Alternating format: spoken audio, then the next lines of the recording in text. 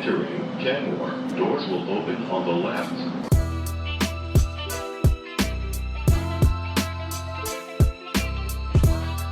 How's it going, everyone? Welcome to episode 50 of Entering Kenmore. I am David Azer alongside Zach Coe. Yes, credit to us for making it 50 episodes into this podcast. Really, it's a little 50. more than that because 50 actual episodes. I think we've done probably 10 to 12 bonus episodes, including the previews we did with George, some emergency episodes that we didn't give a number, but it's kind of funny looking back on things that Zach and I, when we started this, knew each other for like 1 month. And I think if you go back and listen to those early episodes, you can tell that we were still kind of gauging where each other was at. And from there, it's grown into 50 plus episodes here. So credit to us, and shout out to the listeners who have been with us throughout this whole ride. So it's been a ton of fun. I look forward to making a lot more of these, but that's not what we're here to discuss today. The Red Sox are now 9-13. Apologies for the extended absence. We've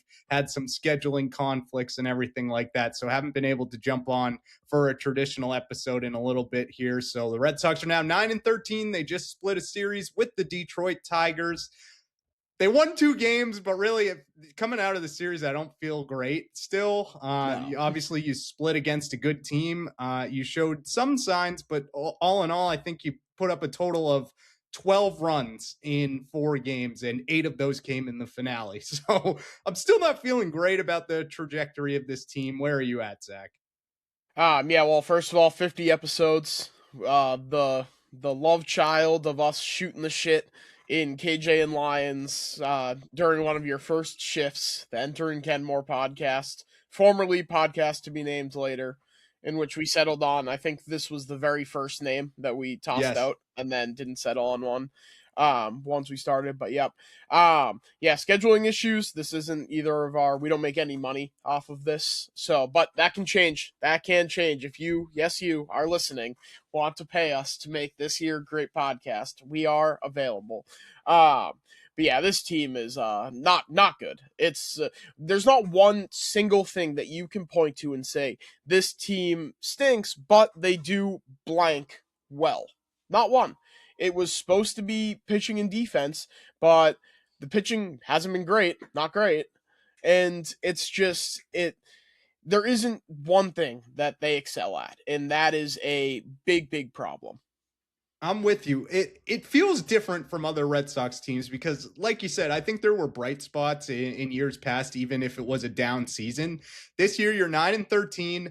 So that's 22 games into the season, and I really have no reason to be excited. Like full disclosure, I do not enjoy watching this team on a nightly basis. They really give me not a whole lot to cheer about, and it's really unfortunate that the problem is, I think everyone knew what the problems were going to be going into the season, and you wanted to see if they were able to fix those on the fly. And it doesn't seem like that's happening. The offense has gone cold time and time again in these 22 games. It's been a disaster. They're bottom of the league, basically, in home runs. And really, without that was the problem last year. That's why you got bounced in the first round of the playoffs, because you couldn't hit a long ball in the playoffs to save your life. And all offseason, we were like, okay, where's this big bopper coming from? Is it Pete Alonso? Is Alex Bregman going to stick around? You miss out on everyone, and you don't make up for it whatsoever. So it just seems like this is the consequences of the Red Sox own actions. And that's the most frustrating part of this,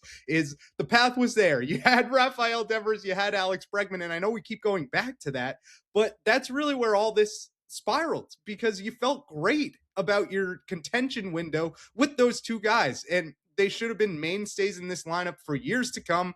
Neither of them are here now, and this lineup is a shell of itself. Wilson Contreras has been great, and I understand that you've had no production from your 2-hole basically all season. You move Wilson Contreras to the 2-hole yesterday. Looked pretty solid there. So I wonder if they keep him there going forward. But then after that, I mean, you had Massa as your cleanup hitter. It's just... it's just a disaster. And that's not to say Massa hasn't been great, because he has.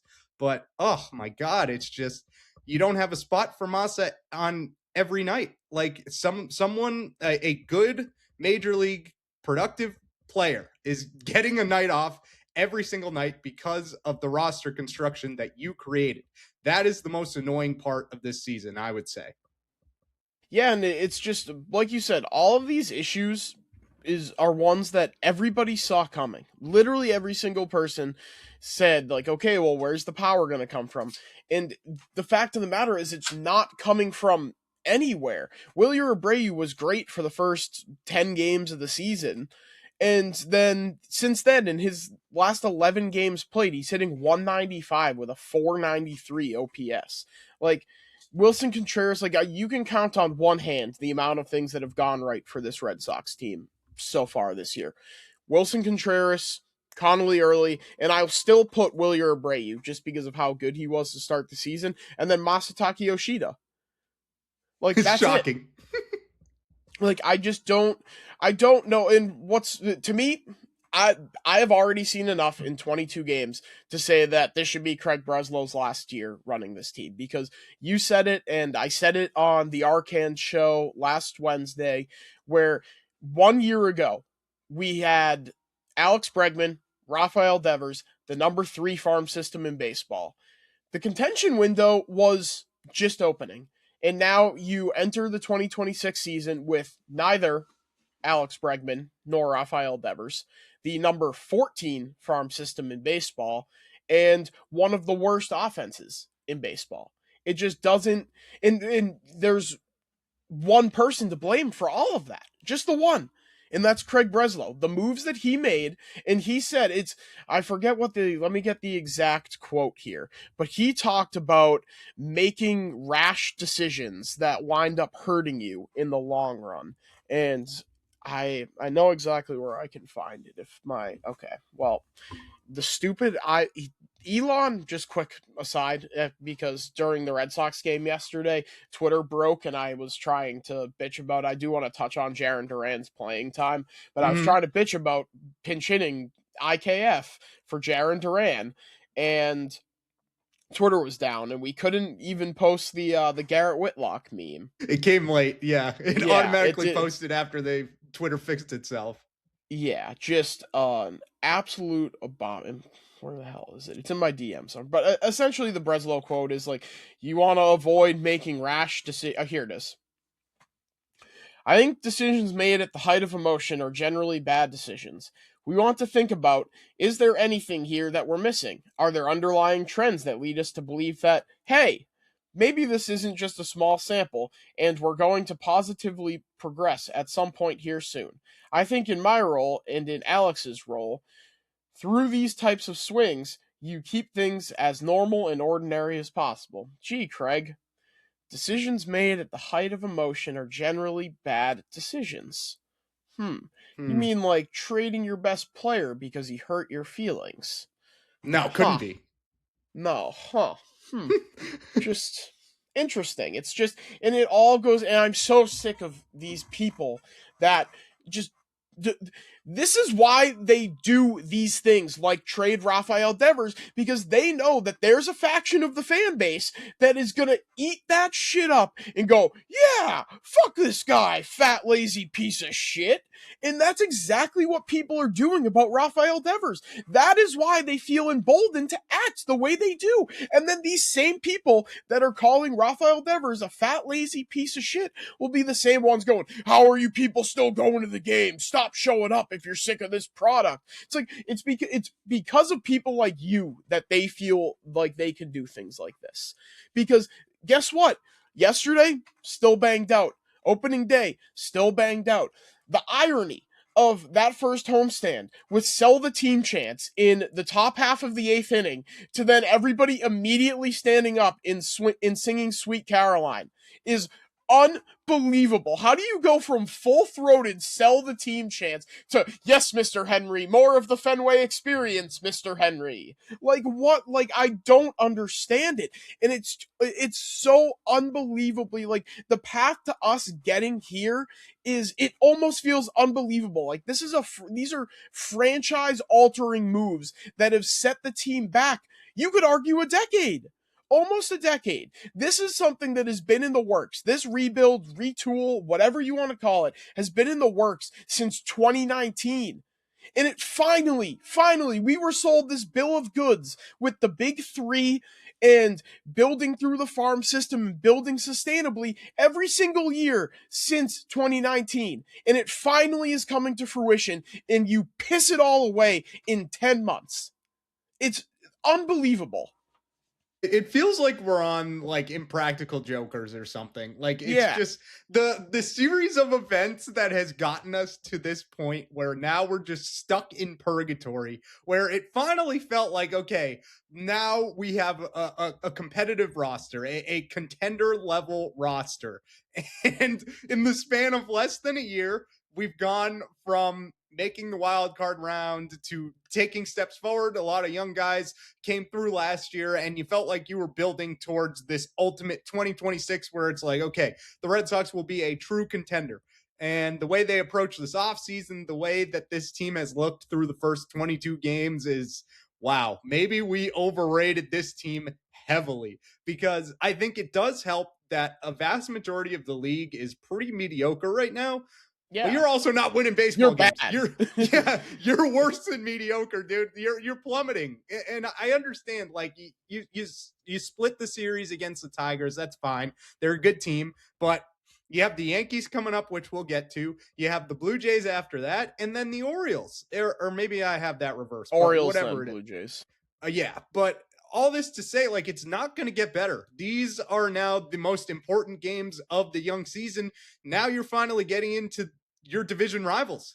And I am not confident at all that this gap is going to be closer by the time they get out of this stretch. I think it's going to be much worse. You're probably going to be buried at that point. And it helps that the Blue Jays are dealing with a ton of injuries right now, so maybe you can steal a series against them.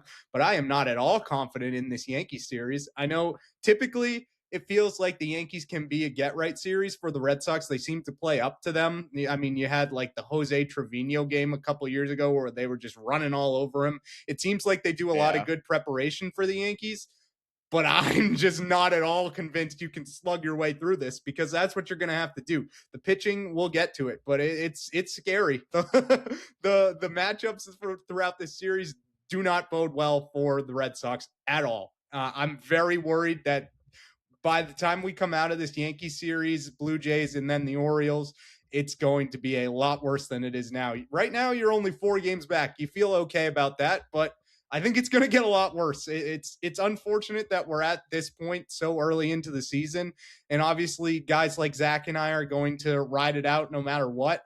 But, oh my God, just the Red Sox Twitter is a disaster. Everyone's hitting the panic button, and I understand I'm trying to remain positive, but it is so hard watching the product that the Red Sox have put out this season.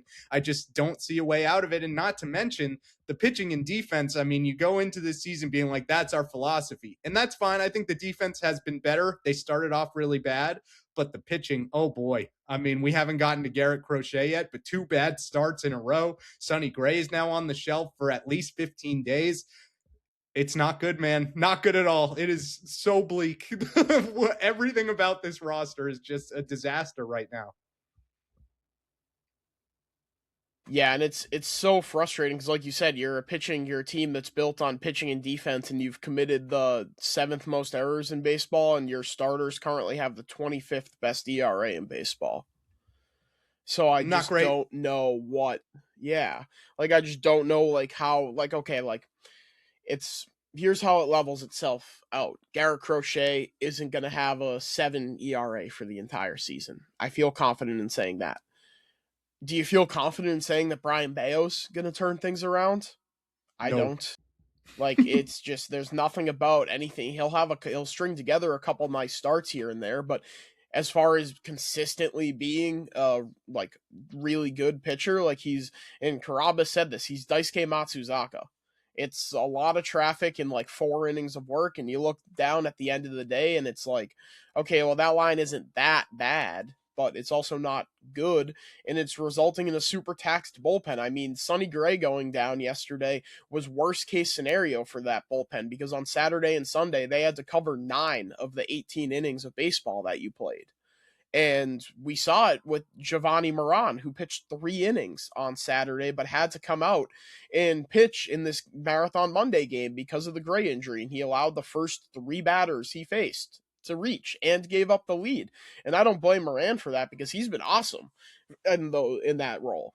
But like, you just need your starters to get in. Yesterday bucked the trend of where they were 8-0 when they got a quality start from their starter, and 0-11 or whatever it would have been when they didn't. That was the first time you won a game where you didn't have everything go perfectly for you. And that's part of the issue with the roster construction here, is that in order to win games, absolutely everything has to break your way. Like, there is no margin for error because, like you said, there's no power hitter there. Like, that second game in the series finale in Cincinnati, Connolly Early is dancing in and out of trouble all day, and he's able to get out of it every single jam. And the Reds can't do anything with men on, and then up steps to the plate in the 6th, 7th inning, whatever it was, against Weissert, and Eugenio Suarez, like that, in the blink of an eye, takes all that bad fortune and erases it with a 3-run home run to win the game for them. You don't have that guy that can step to the plate and hit you a bail-me-out home run. So you're left with things like, okay, when we win, we need to be absolutely perfect. The pitcher needs to go 6 innings. The bullpen needs to be perfect. The offense needs to not strike out a million times. We need to manufacture runs when we have guys on base. We need to capitalize on that. And it's just not something that's going to happen consistently enough because there is no consistency in the lineup. Like, we harped on it all off season. It was so unbelievably risky to be looking at a 21-year-old in his first full season to carry this team. And I know a lot of the underlying metrics look really good. And since April 1st, things have been really good for Roman, but he isn't carrying the team the way that he needed to be. They needed him to be a Rafael Devers. They needed him to be a MVP level caliber player. And on top of all of this, there isn't a leader in the clubhouse for him to go to and say, why am I not hitting the ball in the air right now? Right. That's the biggest thing for me is you had that guy to lean on last year in Alex Bregman, and you let him walk. I mean, it was so clear how easy it was for these young guys to gravitate towards a guy like that who's been there and done that and was the vocal leader in the clubhouse. Even when he wasn't swinging it, he was helping other guys. Time and time again, we saw it last season. You don't have that guy anymore. And Roman Anthony, I think, is getting a lot of undeserved flack because he's 21 years old, dude. Like, what did you think was going to happen? You thought instantly he was going to become a top 10 player in baseball? And I know we're both still very high on the guy. That this is just a small blip in his overall career that I think is going to be very good. But right now, the problem is, like you said, the Red Sox are hoping he's already a top 10 guy in baseball or else they're screwed. Like, you saw this lineup be able to piece it together at the end of the Milwaukee series and against the Cardinals. But you haven't seen it on a nearly consistent basis. Like, it's not been good enough on a night-to-night basis. It's been horrible. I mean, you walk off the Tigers in the 10th inning in a 0-0 ball game, thanks to a Masataka Yoshida bloop single. So shout out to him, but like, you had no business winning that game. Like, you got bailed out in extra innings. Like, that's all. I can't be like, woohoo, like, what a great, oh wow, they've won 7 walk-off wins in their Fenway Greens, which I love those unis. I love the magic that they seem to have, but it's not like I'm putting a lot of stock in a 1-0 walk-off win just because you were the home team. Like, it's just, there's no positives to take away from this series, especially you win yesterday, you salvage the split. But Aroldis Chapman had to come into this game because Ryan Watson has been so taxed, and I gave him credit earlier in the year. He's really tailed off since then. And the fact that you had to bring Aroldis Chapman into this game when I think going into the 8th or going into the top of the 9th, it was 8-3. and Aroldis Chapman ended up pitching. It's just everything like that. It's like, even with the wins, there's so many things to complain about that I can't find any sort of positivity in what this team's doing. Yeah, this would have been, I think it was probably right after the game on Saturday. or Sunday, Ian Brown tweeted the Red Sox have scored 3 runs in the last 25 innings dating back to Friday night. So I just Not good don't enough. like, and part of the problem too is that you mentioned it earlier, one of your 3 best hitters on any given night is having to sit on the bench because of the way that the roster is constructed. And I don't love the way that Alex Cora has managed to this team so far this year. I think this is probably one of his worst years as Red Sox manager, but he's also being complete, like his hands are tied. Like one of these guys has to be on the bench on any given night. And it's not allowing them to get into a rhythm. And again, like I'm the biggest Jaron Duran hater going. I don't like the player. I don't like the player. And he needs to be in the lineup if you want to get him going. And if he doesn't get going, you don't have a chance. And now simultaneously, you have him getting pinch hit for Isaiah Kiner-Falefa to strike out bunting. Like, I just don't like, this is the guy that you placed a 7 WAR price tag on, an MVP candidate price tag on in the offseason. Like, it just, for me, it's way too much of trying to be the smartest person in every room you walk into. Like, that is, I'm the smartest person in the room. That same thing with, I don't need Alex Bregman or Rafael Devers. I have Roman Anthony, and he's going to be the greatest thing since sliced bread. And I keep hearing people say, like, okay, well, Caleb Durbin isn't Alex Bregman's replacement. It's Wilson Contreras is Alex Bregman's replacement, and Roman Anthony is Rafael Devers' replacement. You could have had all of these guys. Every single one of them you could have had. Contreras, Bregman, Devers, Anthony. You could have had all 4 of those guys, and nothing would have changed. Like, what is different about your offseason if instead of Durbin, you bring back Bregman, you never trade Devers, and he's your DH, and then you still have Roman, and you can trade for Contreras to play first base. Like, that is fully within the realm of possibilities of things that could have been done. But no, it wasn't. And instead, you have your three of your best hitters. One of them has to hit the bench every single night. Or 4 of your best hitters. One of them has to hit the bench every single night. It's just, it is such flawed thinking and such flawed roster construction. And every time I think about it, I go back to that Bill Guerin quote when he was talking about constructing the Olympic roster of, we're building a team. We're not just building a roster on paper full of superstars. Like, we need to, like, this team, more things go into building a team. And it just doesn't feel like that's the case with the way that this team was constructed, because it wasn't. It was constructed on a computer, on spreadsheets. And again, I'm an analytics nerd. I love the analytics. And I think they tell a whole different story, and they can be very useful. What they can't do is account for your young 21-year-old superstar telling Alex Spear that he's sad to be parting ways with Alex Bregman at the end of the WBC because nobody has impacted his professional career more than Bregman has. The computer doesn't account for that. And Breslow, if the computer doesn't say it, he doesn't understand it. And that is where the disconnect comes from. And it's just, where do you go from here? Like, this season is a wash now. This window might be a wash now because of the damage that has been done. It's almost like we were saying all off season that, hey, you guys have an outfield logjam. Maybe we should address that. And now you're seeing the effects of that. They continue to kick this can down the road for as long as humanly possible. And now, if you're trying to move on from one of these guys, their value has never been lower. Every single team can look at these guys and be like, okay, well, you're not even playing them. Prices have never been lower. Yeah. I mean, every single team can look at your roster and be like, okay, this guy isn't even playing every day, and you're valuing him at a 7 WAR player. Like, who do you think we are? Like, you've lost all of your leverage. Right.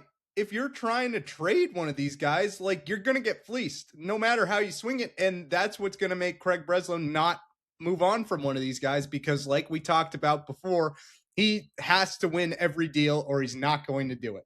Like, in his mind, if he's not coming out unless you're salary dumping your best player. Yeah, that's the only time where we don't care about that. But like, you're not going to be able to get a trade done in April No one is ready to move on from guys and bring in someone new when we're only 22 games in. Like, I just, what did you think was going to happen?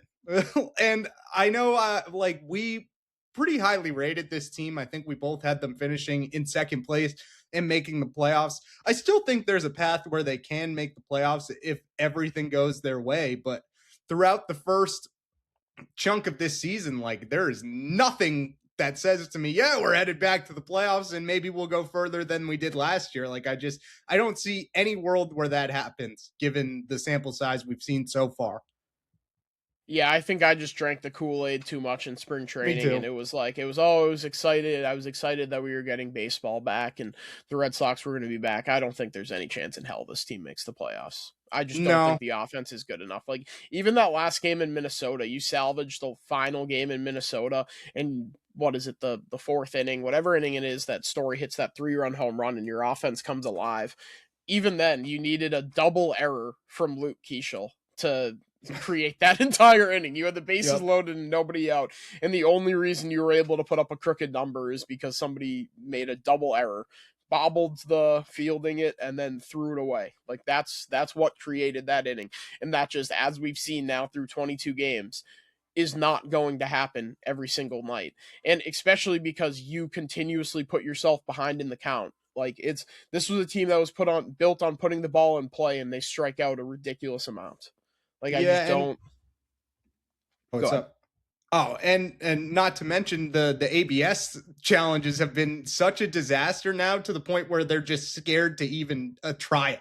Like, it's so bad seeing every other team come in here and absolutely cook you in the ABS challenge system. It's absolutely unbelievable. I mean, the Twins dominated. I mean, that's probably, I don't want to say that's one of the main reasons why they're overperforming expectations thus far, but it certainly helps. Like, every single team that comes in here is so much better at it than you are. And it just begs the question, you guys knew this was coming, right? It didn't sneak up on you. Like, you had if only there so was much a game time. planning coordinator. If only. Yeah. Well, that's our next manager. Next Zach. Manager, yeah, because he's the captain. Yeah, he's the captain, so he's got to be the next manager. Yeah, has to be. The ABS is a fucking disaster. It is so bad, and at first, like, they talk about being unprepared. No one has been less prepared for the ABS system than the Boston Red Sox. I thought this was something that they were going to dominate. Like, I thought they are so good at the challenges with Mike Brenly back there. Like, I thought this was something that they were going to immediately be on top of. Nope. Turns out they are fucking awful at it. First, they're wasting them in the third inning with 2 outs and nobody on the first pitch of the at-bat to Cedar Rafaela, and now they're just not using them at all for some reason. Like, and my number one pet peeve about football, basketball, we'll get to it when we get to the Bruins breakdown, is keeping timeouts in your pocket. Guess what, fellas? They do not carry over. They don't. If you don't use your timeout, guess what? You lose them. They don't follow you to the next game. So use them. The ABS are the exact same thing. If they carried over to the next game, the Red Sox would have like 30 in their back pocket by now. Like, it is ridiculous how little they use the ABS system. And I understand that they were bad at it, but it shouldn't be, okay, we're bad at it, we're not going to use it at all. It should be, how can we get better at it? No, it's just, nope, just throw them away. With 29 teams are playing with an ABS system. One of them is not. And like, even still, like, there are times where, like, Carlos Narvaez will, the amount of, like, less than 0.01 inches that balls that have been called when Carlos Narvaez challenges, it's unreal. I don't know if I doubt there's a stat on it, but, like, every single time Narvaez challenges, you see the little greater than, less than thing, and it's 0.01 of an inch. Yeah, it's unreal. And see if you can that happens very early into games, and then you lose that challenge, and then you're scared to use it for the rest of the game. Like, I don't think there's been a point where they've lost a challenge early and then have even attempted to use their second one. At least in this recent slate of games, I haven't seen it at all. Yeah, I can't think of any either. I'm trying to see if there is a way to see what the average that you miss it is by, but it doesn't look like it. Someone needs to get on that, because I guarantee the Red Sox are near the top of that list, if not leading it in the closest missed calls ever. Which I understand that, like, you go with your gut and it looks like, I mean, that's impossible to tell to the naked eye. But the Yeah. amount of times they've come out on the losing end of those is like, okay, maybe if it's that close, I don't think we should keep calling it. I don't think we should keep tapping our head, Carlos Narvaez. It's been so brutal. And the funniest part about this is Narvaez now, I don't think this is exactly why, because he hasn't been swinging it either, but he's seemingly lost the top catcher job to Connor Wong, who's been one of your best hitters. Yeah, I think it's the hitting that is the problem with Narvaez. But the fact that Connor Wong and Masataka Yoshida are like your two best hitters this season is absolutely astounding. Expected. Yeah, just how we drew it up, huh? Yeah. But yeah, I'm looking at the challenge leaderboard right now. The Red Sox have the fewest challenges in baseball. They're at 24. The next closest teams are the Rangers and Nationals, who have used it 33 times. So basically a 10 time difference. Yeah. That's So yeah, they're 11 and 13. Narvaez is 5 and 7, and hitters are 6 and 6. Oh boy. Yeah, I don't. And it's like especially glaring when you see teams that are good at it. Like you said, like the Twins shoved you in a locker with the ABS system. Every single time. It was unreal. Unreal. It sucks. And to your point, like, I mean, Connor Wong, we're seeing the opposite of what we saw last year, where going into last year, everyone was like, oh, Connor Wong's the starting catcher. Like, he had a good offensive season. Let's see if he can take another step forward. And he was just a complete abomination back there. And Carlos Narvaez took over the starting job. And now it's the complete opposite. Now it's, oh, Carlos Narvaez is the starting catcher. He had a good offensive season. Like, he was injured for the majority of the second half. Like, maybe like that's why he fell off. Like, no, I think maybe Carlos Narvaez is just not that good. And I think maybe the team was starting to signal that as well when they spent the entire offseason adding catchers at every single level of the farm system. And I understand that that's partially like you just need guys to play at the position, and they didn't have enough catchers in the system to fill all the levels. But also, like, you must see something in some of these guys. You're not just acquiring these guys just for the sake of it. Like, I think maybe that catcher is now a much bigger need than we had initially thought it might be when you're looking at the draft. Unfortunately, Von Lackey, the Georgia Tech catcher, is someone I saw mocked to the Red Sox in like the first couple mock drafts, and he has caught a ton of helium to the point where he might be like one of the first college hitters off the board. So he's probably going to fall out of range for you there. But yeah, I mean, Narvaez has been one of my bigger disappointments. It's like Narvaez and Bayo pretty much are 1 and 2. And I think Durbin has to be up there just with how bad he's been. But yeah, I mean, Durbin, at least the defense has looked better. And it seems like, at least in this series, in the finale yesterday, I think he went 2 for 4. And the problem was, at one point, he was your 2-hitter. While he was hitting like because sub the lineup 100. Doesn't make sense, right? And we've had no consistency. Like, it's been a new guy in the 2 holes, trying things on, seeing what sticks. Nothing has stuck. It's been like I feel like Wilson Contreras is probably just going to be there going forward. But then the second 2/3 of your lineup is a disaster. I mean, you have Kanye Massa in the cleanup hole. How is that going to work for a full season? It's not, and like you need to get Roman Anthony out of the leadoff spot too, because he's just not being like. I just don't think that's like his strong suit. Like, I know he's built on taking pitches, but right now the book is totally out on him, where you can just groove him a first pitch strike, and he's going to look at it no matter what. And I understand, like, okay, the goal of the leadoff hitter is to see pitches and let the rest of the bench know what he's got for the day and this, that, and the other thing. But I also want Roman Anthony to be aggressive in the zone. Like, I want him to start, especially before they start changing things with that.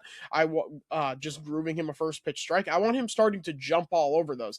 And the trend for a while was putting your best hitter in the leadoff spot, but now it's putting him in the number 2 hole, which makes sense. And in order to get Roman Anthony down to the 2 hole, you need Jarren Duran to start swinging it. But you can't get Duran enough consistent playing time to get things going, so he can't get into the leadoff spot because right now he's an automatic out as well. So it's just, it all goes back to an incredibly flawed roster that makes no sense, which leads to having to juggle these parts on any given night. Like, Andrew Monasterio is a bench player, and when he's in the lineup, he's in the 2 hole. Or we're going to try Caleb Durbin there because he's not chasing, but what Caleb Durbin is doing is trying to pull every single ball he sees. So pitchers are just peppering the outside of the plate, knowing he's going to try to pull it and swing and miss.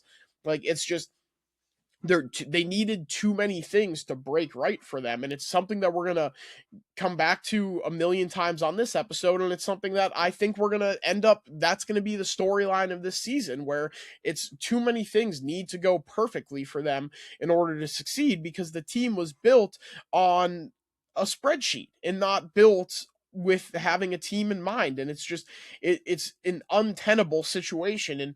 And we harped on it with the outfield logjam. It's an untenable situation. And guess what? You're not the only team that sees that this is becoming and already has become an untenable situation. There are 29 other teams that now see that this is an untenable situation for you, and you have lost all of your leverage. Like, the fact that you placed a MVP candidate price tag on Jarren Duran this offseason and didn't move him, and now he's playing once or twice a series because this is the lineup you've been given. Like, it's, I just don't know where you go from here. And this is before we even get into the thing in Minnesota, which, full disclosure, he fucking flipped some guy off who told him to kill himself. Like, I don't care. I would do that. Like, yeah, that is the biggest nothing burger of all time for me. And we talked about it when we were just shooting the shit at work on Saturday, where it's like, well, there are kids at that game, and what am I supposed to tell my kids? If you can't piece together in your little bird brain that he told the fan who said something mean to him to get lost, but you shouldn't do something like that because that's not appropriate to use that, then you should not have children. Like, I think it's as simple as that. You are not smart enough to have children. If you can't piece together something to explain to your child why Jarren Duran gave someone the middle finger. Like, oh no, my virgin eyes, he flipped somebody off. Like, it's, of all the things that Jarren Duran has done with fans, of all his fan interactions, this is the one that we're worried about. Like, no, like, he's tried to fight people on multiple occasions. He has slurred at someone, and we're like, well, we can't be giving people the middle finger. Like, it's, I just don't, and teams are going to use that. Like, oh, well, he's got issues with the fans. Like, he's had multiple issues with fans, and that's going to lower the price tag again too. So it's just like, the fact that this wasn't taken care of in the offseason, like, I want to say it was shocking to me because I think we did the bit. Oh, he's going to, if there's a can, Craig Breslow's going to kick it. And it felt like this was the offseason where it had to be taken care of. And no, it's just Sure like, wasn't. It honestly makes me laugh because now you have a situation where no matter who you trade in this outfield logjam, you're going to get bent over a barrel on the return. Absolutely. And it was so clear the path to getting rid of one of these guys before they signed Ronher Suarez, who admittedly has apparently overcome his slow start. He's put together 2 good starts in a row. My fantasy team loves that a lot too. I was really banking on it against the Cardinals. And then he looked good against did he play against the Tigers too? Friday. Yeah, he was Friday. Yes. He was the 8 shutout innings. So, I mean, to get that from Ronher is awesome. But you could have just as easily traded one of these outfielders for a starter. And maybe it wouldn't have been as good as Ronher Suarez, but then at least you would have had your money to go out and get a Pete Alonso or get a middle of the order bat. It's just the way they approach this offseason after losing Alex Bregman, their pivot plan to going out and signing another starter. Yeah, exactly. They panicked, and you could have just as easily still traded an outfielder, and you didn't. It's just like we've been going in circles here. I think we have been really since this season started, because what else is there to talk about, man? Like this season is so bleak, and anyone with a functioning brain can be like, this is a problem that they created. They didn't have to do anything that they did in the last year. And now we're at this point where it's like, where do you go? Where do you go from here? There's no clear path to getting out of this, because the trade deadline's in July. We're not close to anything. No help is coming whatsoever. There's no one that can break through the minor leagues and come onto this team and instantly make an impact. They're already up here. Like, there is no help coming. It's a disaster. I think that's the toughest pill to swallow. Is it felt like at least last year when they were having a slow start, they were still below 500, I think, heading into June, but you knew Roman Anthony was still yet to be called up. And the second he did, that's when the gears really started going. You don't have anyone like that this year. You don't have anyone who, okay, now we have a perennial MVP candidate who's 21 years old. No one is coming to help. You're screwed. No. Yeah. And unfortunately, we're going down with the ship. Like, we're going to watch all these games regardless. And I know I mentioned a couple episodes ago that you, the great people of this, who listen to this podcast, do not have to suffer with us. I think the Celtics are really your best bet now, because we'll get into the Bruins later, but they're not doing you any favors either. So hopefully the Celtics just sweep the Sixers. I mean, they look awful. I mean, that was the freest game one victory I've ever seen. Like, I don't think the Sixers pose any real threat to them whatsoever. The Knicks just lost to the Hawks. So, I mean, I'm not really concerned with the East at all. The Pistons lost to the Magic. This is talking C's. But yeah, go spend your time elsewhere is bottom line here. Yeah, and I mean, like you said, that's the most frustrating part, and I said it earlier, that's why I've seen enough of Craig Breslow. This was the most preventable situation possible. He was given he was supposed to be Dave Dombrowski. Like, it's not a perfect one-to-one comparison, obviously, because the philosophy of ownership has changed in terms of spending. But Ben Sherrington spent all this work building up the farm system, and yes, of course, he has a World Series. Sherrington does, because of the group that he put together in 2013. But that wasn't like they got lucky with that World Series. Like, they fell ass backwards into a World Series caliber team that year. That was supposed to be, okay, we have some young talent coming up, let's supplement them with some veterans. Like, essentially what the Bruins did this year with, like, okay, we want to be a tough out, this is how we become a tough out, and they add a bunch of like grizzled vets that come in, and they clicked and everything, and it worked out, and you win a World Series. But Chaim Bloom was the Ben Sherrington to your Dave Dombrowski. I said it. The plan. We were sold this bill of goods from 2020 on that when the window opens, buddy, it is gonna be open. Like, you are not gonna want to miss it. It's gonna be a movie when this window opens.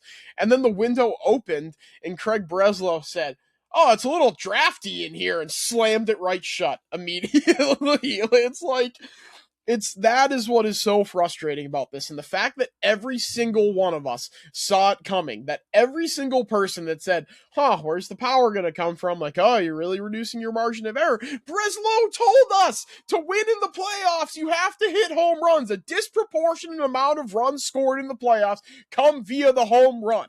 And he did not add one guy who can hit home runs. Not one.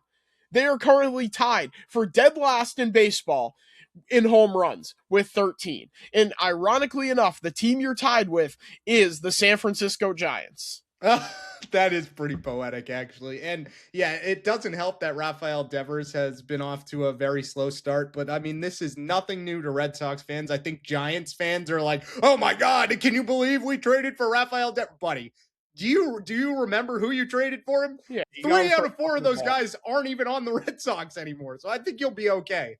Like, Well, and oh also my God. like these idiots, and it's not just like some Red Sox fans. I said it are using the Devers slow start to be like, good thing we got rid of that fat ass. Yeah.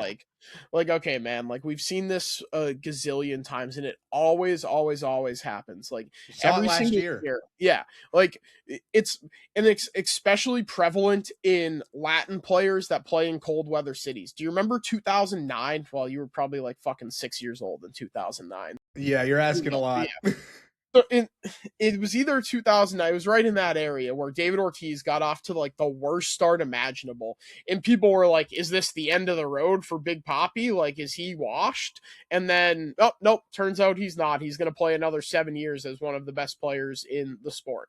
Same thing with Julio Rodriguez. Julio Rodriguez gets off to brutal starts every year and then turns it on and goes back to being Julio Rodriguez. It's just something about some of these guys. Well, I mean, not something about. It's just they're used to playing baseball in warm weather, and they spend their off seasons in warm weather. Like, if I was a multi-millionaire from the Dominican Republic, I wouldn't be fucking spending my winters in Massachusetts.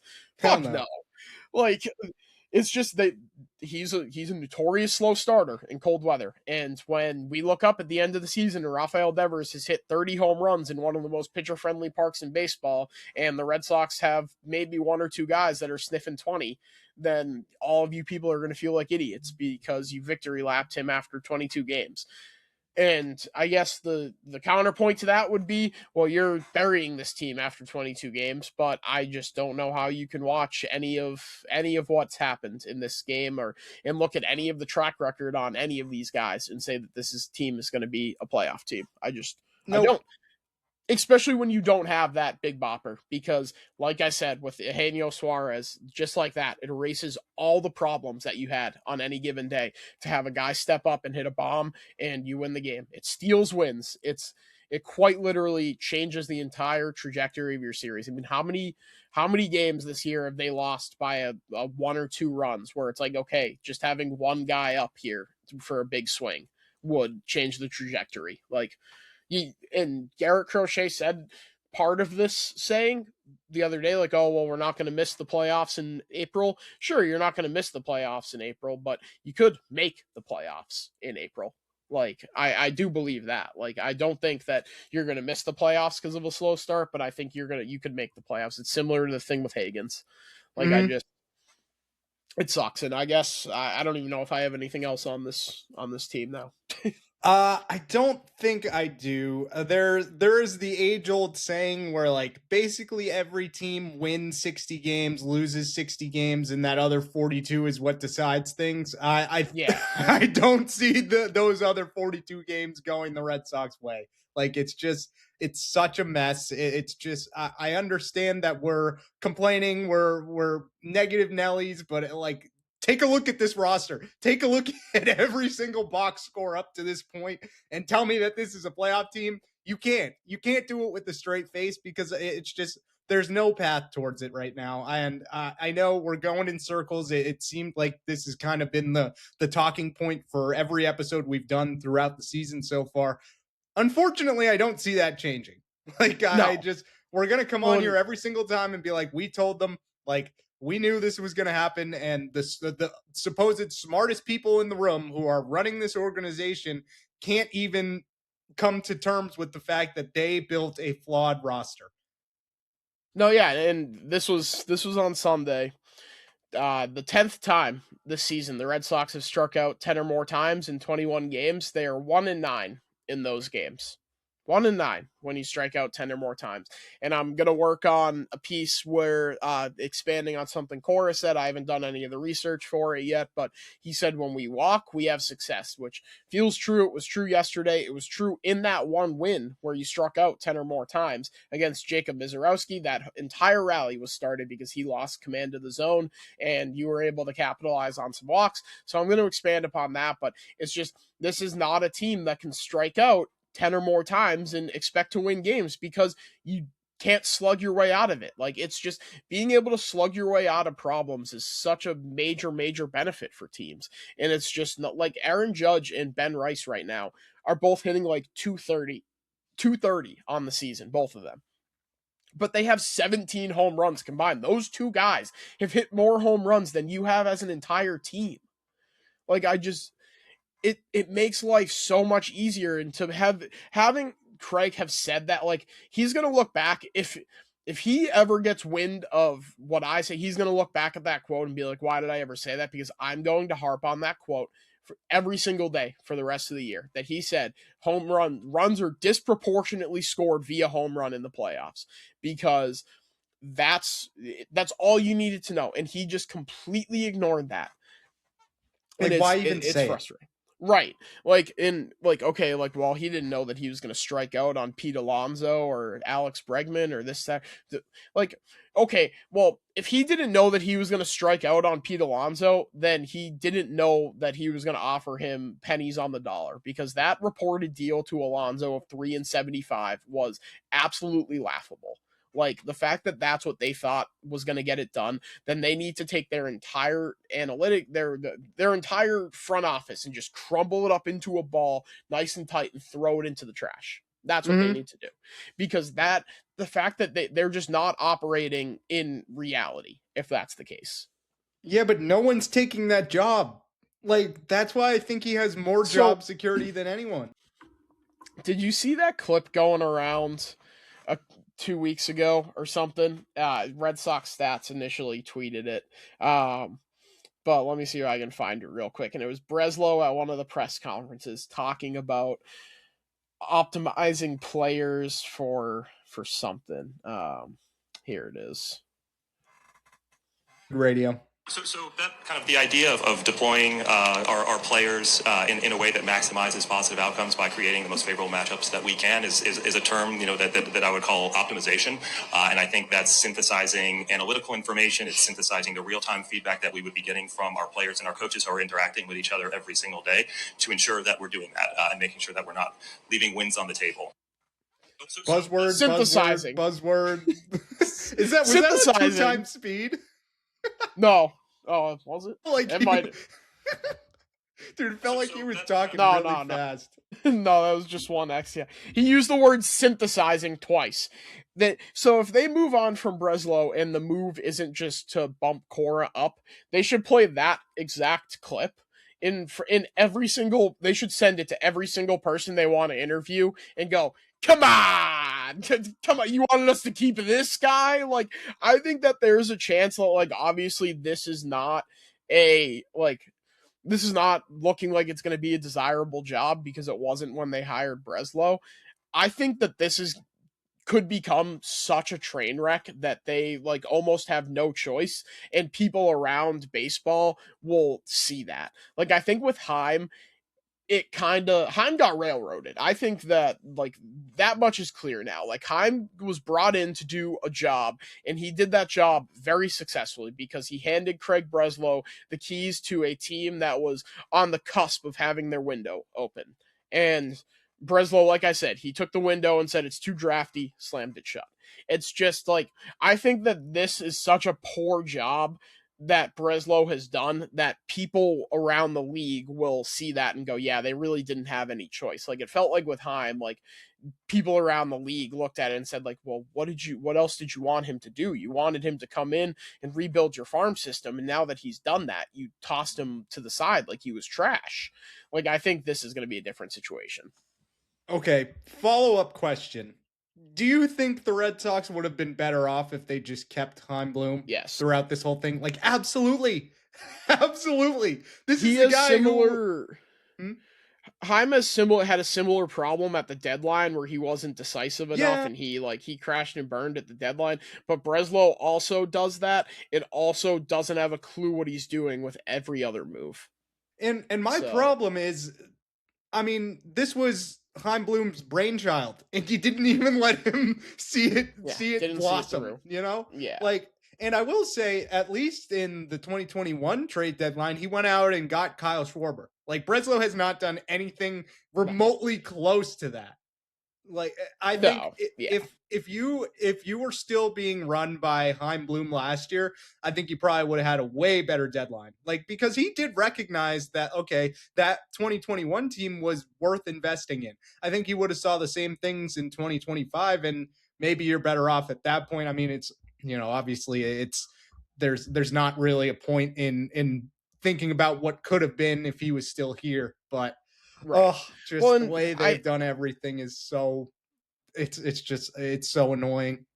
And I think part of it too is, and it's something that we talked about, and then we kind of just like brush it under the rug after it never happened. And it obviously was a ploy to try to keep Paul Taboni here, where Yeah. he was going to become the GM. But we talked about it at length, where we wanted an outside hire for that GM job, and they just, after Taboni left to Washington, they just never revisited it because they never had any intention of going outside the organization anyways. But this is a group that, like, I mean, Breslow is a new injection into it, but it's a group that has been together for the most part for over a decade. Like the Brian Abrahams, the Eddie Romeros, Raquel, Brian O'Halloran. Like, this is a group that has been like in the organization for ages. So they don't know anything other than like that internalized view of the organization.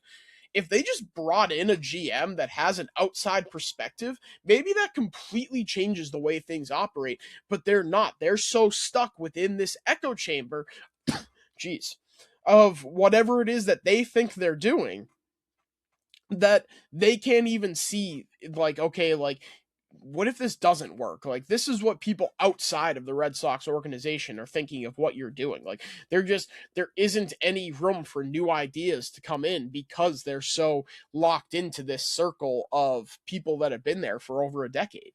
Yeah, totally agree. I don't think I have anything else Red Sox wise. Do you have any other pressing takes before we unfortunately get to the breakdown?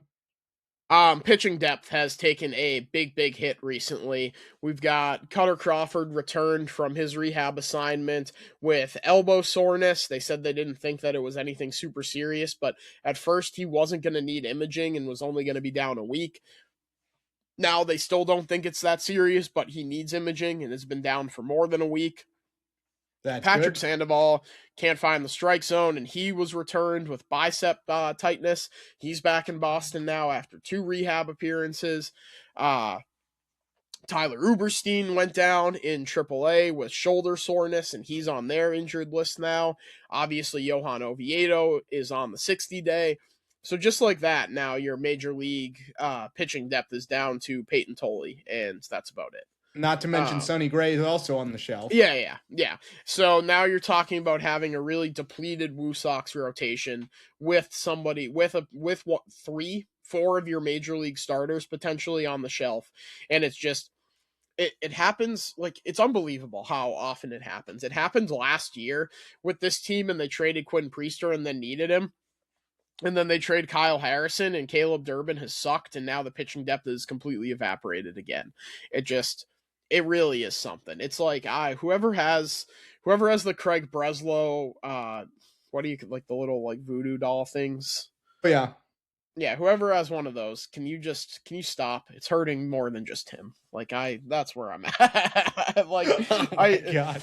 Like, they said, like, we don't want to be in a situation where we're relying on young guys and Tolley and Early to, like, be saviors of the season down the stretch. Now it's going to be like, Anthony Ianson and Kyson Witherspoon, please come save us. Our pitching depth is completely depleted. They're getting the call from low A. Here we go.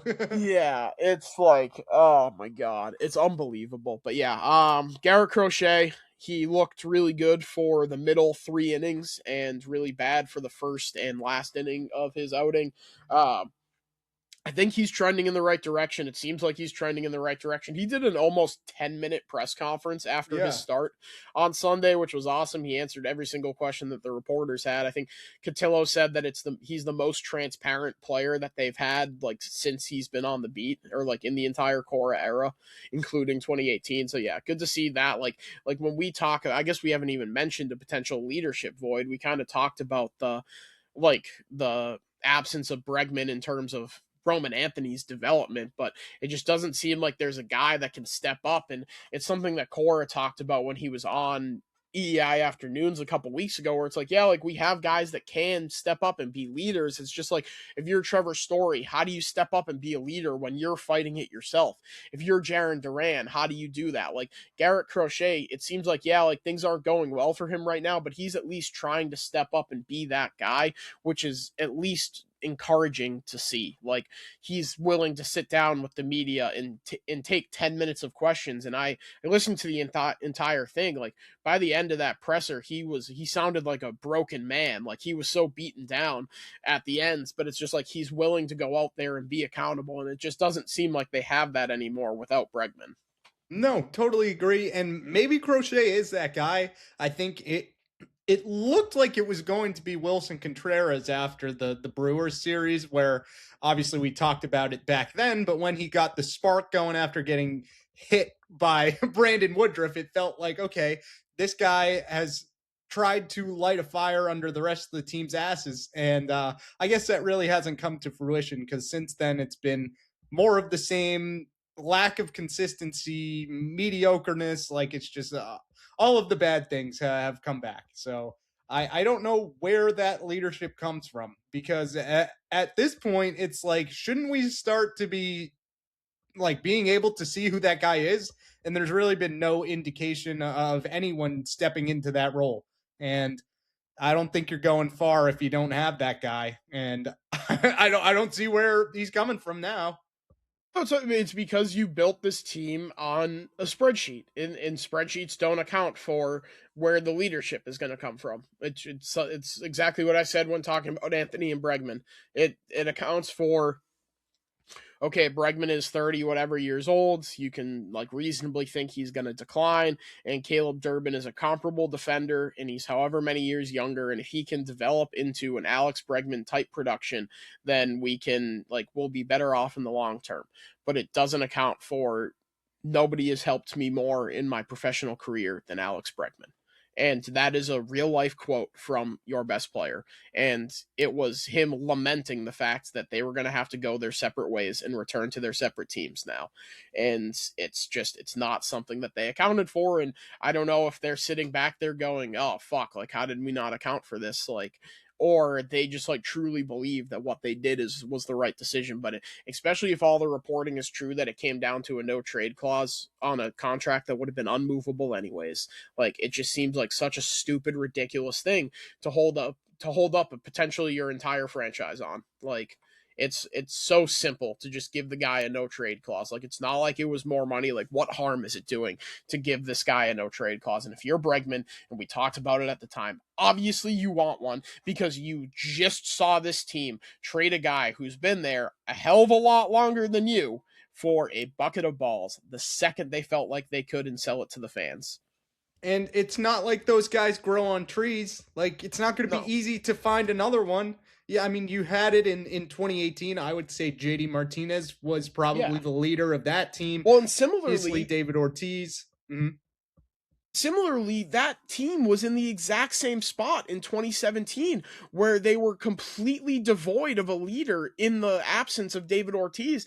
And it was like the entire offseason was like, okay, well, JD Martinez seems like the absolute perfect fit to come in with the Red Sox. And they had someone who was smart enough in Dombrowski, who like immediately came out and was like, we're going to get JD Martinez. And like, and like, that's the difference between someone who's good at their job and Craig Breslow. Like, exactly that.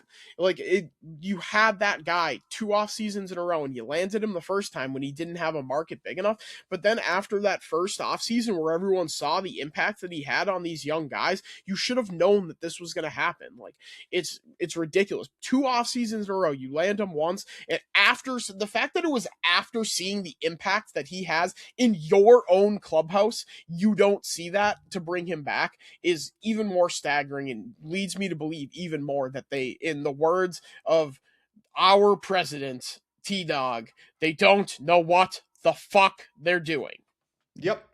Couldn't have said it better myself. Do we want to preview the Yankees series before the breakdown, or what do you think? I got the Yankees in a sweep. Yeah, I'm going to go 1 out of 2. We can... I have just quickly. Cam Schlittler is such a fucking loser, dude. Such a fucking loser. I will start with that. I will follow with professional athletes should not be getting death threats. Their families should not be getting death threats. Point blank, period, full stop. If you're doing that, you're a dickhead. With that being said, yeah, they're probably going to be out there trying to grab me in the bullpen, trying to throw stuff at me out there, like people my age. Like, I'm not nervous, though. I'm not nervous. Don't say I was nervous. Like, he literally did the meme of, like, I'm not mad. Don't put in the paper that I'm mad. Like, I'm not nervous. Don't say I'm nervous. Like, that's what he did. Nobody's going to grab you out there, Cam. Nobody's gonna throw shit at you. They're probably gonna yell shit at you, like you're not from Boston, because you're not.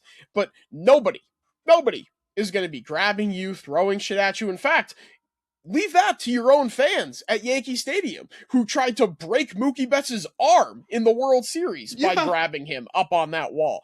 So, like, in the fact that he continues, like, he needs it to stay relevant, because, like, that's the only time he gets any type of recognition or anything, is when he's like, well, Boston fans are so mean to me. Like, the only thing that I'm angry about with you, Cam Schlittler, is that I'm gonna have to watch you throw 99-mile-an-hour fastballs right down the middle while this lineup doesn't have one batter that is going to catch up to it. That's the only thing I'm upset about. Like, I'm so tired of every time Cam Schlittler falls out of the news cycle, he's got to go back to Boston fans are mean to me. You volunteered all of this stuff by walking off the mound and go, fuck Boston, fuck this, fuck that, like, get ready for Bruins season. Like, yeah, dude, obviously people are going to clap back at you because you threw 100-mile-an-hour fastballs down the middle for 7 innings against a team that couldn't catch up to them, and then got on your phone and fired up the Twitter fingers. Like, this is all entirely self-inflicted. Like, I'm so tired of the Cam Schlittler experience. Like, I just cannot wait for like 3-4 years down the road when he's bopping around all the card shows trying to sell autographs that say fuck Boston on them. Like, just go away.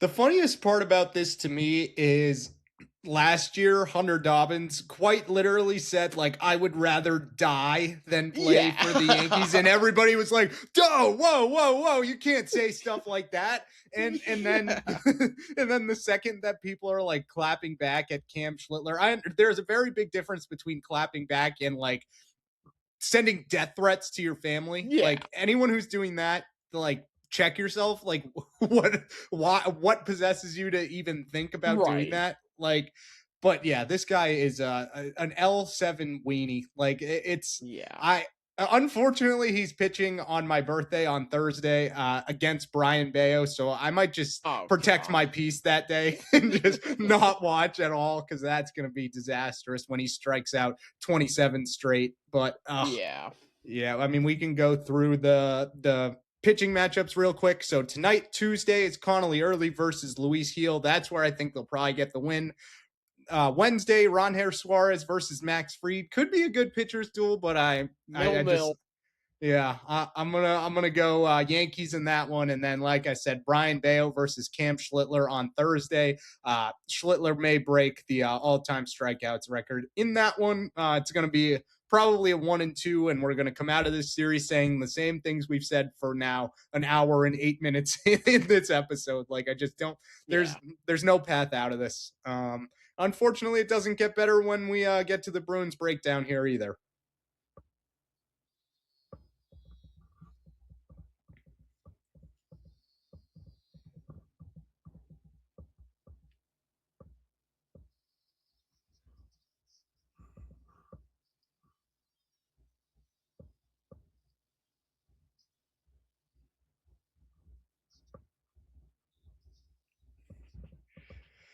Unfortunately, it is. I'm usually pretty hyped to get to the Bruins breakdown because it's a nice break from talking about the pain and suffering the Red Sox have brought us throughout this season. But unfortunately, the Bruins have brought us pain and suffering in Game 1 of their playoff matchup against the Sabres. I do have some notes from before the season ended. I don't think I really need to go through every one of these.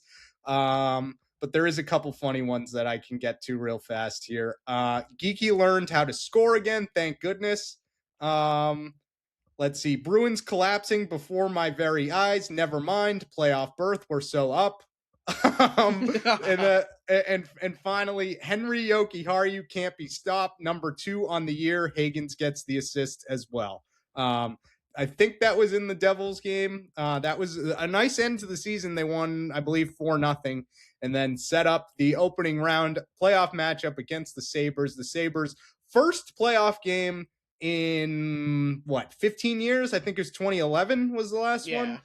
Yep. And these fans were going crazy, as Buffalo fans do. They were roller skating, beating up Bruins mannequins. Like the city of Buffalo was buzzing. And the Bruins started off hot. I have a couple notes here from the game. It starts with, why are we singing "Oh Canada" in Buffalo? That made absolutely no sense to me why they were doing that in the pregame ceremonies. Oh my God. Is there Bruins takes? You got any Bruins takes, Ad? Huh? No? No. They disgusted you? Yeah. She don't want to talk about it either. They've left her speechless. Yeah. They've left her speechless. Can't say I blame her.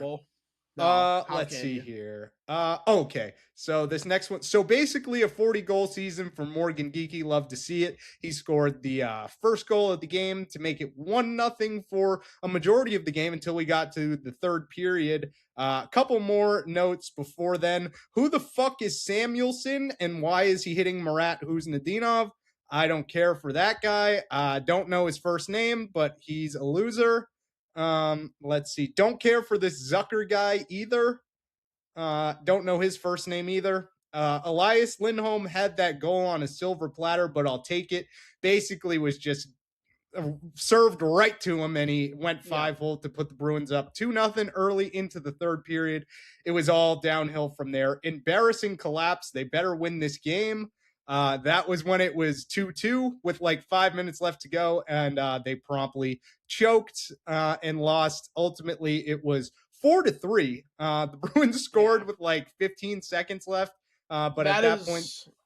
That is so classic Bruins to pot one once it's already once it's already over. Like they did it in the Cup final in Game 7 in 19 where Matt Grzelcyk scored when it was 4-1 with like a minute left. Like that was so classic Bruins to put one in there. Why do you keep shaking there? Bopping the microphone. She can't fathom this. Bees. Yeah, no, she can't. And the thing too is like. The game was, unfortunately, like this was your first time. The game was over the second they tied it. Like there was no chance they were winning that. But like this is, stop shaking. Like the up and she's gone. Now I was talking Addie. But so the game was over when it was 2-2. But this team, we've been watching this. Well. You haven't, but I've been watching this team completely shit their pants in the last 5 minutes of playoff games for 13 years now. And it's always the same story. It's always the same thing. It's so frustrating. They get into a position where they're in the driver's seat 2-0 with 9 minutes left or whatever it was. And they throw that shit in park. And they just let Buffalo, who had been taking it to them for a large majority of the game, but they were able to counter it just enough. They let them continue to take it to them and wear them down. And it was only a matter of time once that happened, that Buffalo was they were only going to spend so much time in their offensive zone without scoring before the floodgates opened. And then once they did, they started to gain some confidence. And that's part of where I have a problem with Marco Sturm. Like not taking the time out either after it's 2-1 and they're continuing to push or right after they tie it 2-2. Like this was a team that needed a timeout to reset things and be like, all right, like we got to push here. Like we cannot just like sit back and like wait for something to open up. Like we have to take it to them. And which is something that he said before the series, like, we're bigger than them, we're more physical than them, we're stronger than them, and we're going to take it to them. And Buffalo saw that comment and took it to heart. Like, they out hit the Bruins when they had the puck more. And they came out a lot more physical than I was expecting them to be.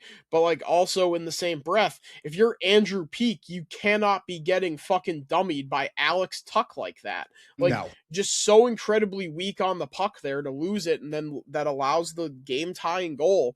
It's just like, it's too many little things. Like, like, what, Peeke shouldn't be in the lineup. Like, Peeke had a brutal game. Like, he's not a playoff player. He's not a good hockey player, is what it comes down to. Andrew Peeke.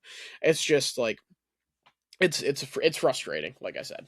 I don't blame you. I mean, you get outshot 38-20 and somehow you only lose by 1 goal. Like, I don't put this loss on Swayman. I think he collapsed down the stretch, but like you said, Peeke and the defense did him absolutely no favors, and geez, it's so unfortunate. Yeah. Swayman's the only reason that game wasn't 7-1, which actually probably would have been better off, because you can come back from a 7-1 ass kicking. I don't know how you come back from a collapse like that. Like, it's tough to say that it's in the pantheon of like all-time Bruins playoff collapses, but I really have never seen anything like that, and I've seen my fair share of Bruins playoff collapses. That's not good. Yeah, the final note I have here, not enjoying playoff hockey as much as I thought I would. You gotta watch some of the other series. Yeah. Like, the Edmonton-Anaheim game was really good last night. The double overtime Hurricanes-Senators game, that was awesome. I haven't watched any of the Wild Stars yet, but they put Belt on in the opener, right? The Wild? Yeah, the Wild did, yeah. And then Dallas, I believe, evened it up last night. But yeah, you got to check out some of the other series. Unfortunately, you don't get Kings-Oilers, which is the greatest series of all time. But yeah, we'll see. I thought they were going to beat Buffalo. I went into the series picking the Bruins. I no longer think that. Yeah, I'm with you. I am very curious to see how they respond tonight. Like, I don't see them taking a game in Buffalo. But if they are able to salvage one and potentially tie it up tonight or win game 3 in Boston, like, I don't think it's fully over. But yeah, I'm much less confident than I was coming into game 1, of course. I mean, you blow a lead like that with 5 minutes to go, and you just can't put a game away. And this has been a problem for the Bruins all year. I mean, you saw it with the Lightning the last 2 times they played them. You've seen it a bunch of times in the regular season, so I guess I shouldn't be surprised. It's just every single time, like, I don't feel comfortable with any lead they have late in the third period, because somehow, some way, they always find a way to blow it. And it's really it's unfortunate. If this is how the season's going to end and you go out with a whimper, then that's tough. But I will say I'm happy to be able to experience playoff hockey in year 1 of the Bruins breakdown. Like I said, I haven't watched a ton of hockey throughout my life. I probably watched like 75 of the 82 games in the regular season. So they performed way better than I thought they would. I know neither of us thought they were going to make the playoffs. So I think it is a win in itself to at least make it there. But the fact that you're here now and that's how game 1 started, it's like, man, why'd you even bother if this is how it's going to go? Yeah, I'm not optimistic. I think they are probably going to get swept now. Like, I just because the thing too is, if you come in and you steal game 1 against a team like Buffalo, who doesn't have a ton of playoff experience, like, you're immediately in the driver's seat. Them coming back and winning that game allows them to settle down, get into their game, and then really take it to you. And they're the more talented team. Like, I don't think anybody's disputing that. But I think the 2 biggest places where the Bruins had the edge coming into things were their physicality and their experience. And now you have lost one, maybe both of those edges, because I'm not going to pretend like at the time I didn't love that comment from Sturm. Like, I absolutely did, but Buffalo certainly heard it and certainly said we have to play more physical to them. Like, I think that's one of the things that made the Panthers so successful, especially that first year against the Bruins, is that they realized that they could push them around and they weren't going to get any type of fight back. And they were right. I think Buffalo was in a position where they could have been in that exact same spot where it's like, okay, if we can push them around, we can win this series. And they were determined to not get pushed around. So yeah, I just don't know how like I said, I don't know how you come back from blowing a lead like that. Like, I think the number one all-time Bruins playoff collapse is the 2013 Cup against the Blackhawks with 17 seconds or whatever. You'd think I would be seared into my brain because every time I went anywhere in Chicago wearing Bruins gear, it was, 17 seconds. But yeah, it's just like, that's number one. But in terms of like blowing a lead, that is up there in terms of like how fast it happened and how staggering it was like to watch unfold. I will say, I think you still have the advantage in that, like, how the fuck do you say this guy's name? Ukko-Pekka Luukkonen? Yeah. Yeah, I mean, he still didn't look great, obviously. I'm pretty sure it was his first playoff career game ever. No? Yeah, yes. So, but, like, the thing with the Bruins is that they've been making dog shit goalies look like Patrick Roy for years. It's like what the Red Sox do with pitchers. Yeah. Like, even like dating back to 2 years ago when they got bounced by the Panthers, Bobrovsky looks so shaky, like that entire series. And they just were like, la, la, la, la, la, don't gotta shoot the puck. Like, and that was a Montgomery. That was something I had a gripe with Montgomery. It's something I have a gripe with Sturm. And I think that ultimately where I land is that there's only two people that have been consistent in the last decade plus of Bruins playoff failures. And they are Cam Neely and Don Sweeney. And ultimately I fall back on what I've believed to be the case for the majority of the last decade. I would say that Don Sweeney and Cam Neely are not the guys to build a team that's going to win a cup in Boston. And I believe that to be true all season, and I still believe that to be true now. The only saving grace would be if the Maple Leafs somehow fall out of the top 5 and the Bruins are able to get that pick. But I did some tankathon simulations, and I would just like to say the odds are not in our favor, because every single time I ran that simulation, the Leafs fell between 1 and 5, and obviously that means the Bruins do not get their pick. Hopefully it goes their way on the now. Do they televise the NHL draft lottery? Yeah. Right? So yeah, I think it'll be. It must be on ESPN. Soon. Yeah. 1 second, we're gonna do one live here. Okay. Live. Is my screen up? Oh, I didn't even know you could do this. All right, here we go. We're doing it live. Oh no! God damn it. No.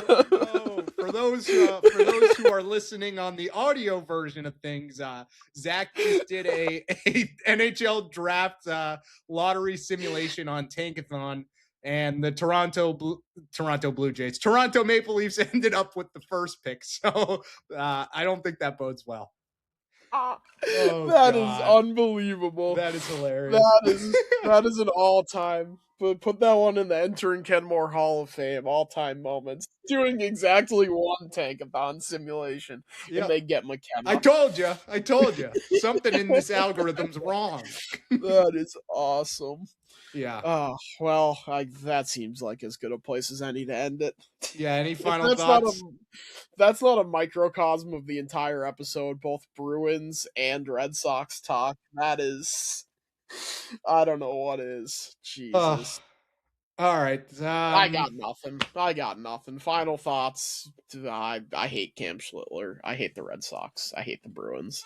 Yep. I would echo all of those. Unfortunately, I can't even watch the Bruins game 2 against the Sabres because I'm going to be boots on the ground at Fenway tonight. Where I know it's kind of first world problems. Like I love going to Fenway regardless, but I don't want to watch this team right now.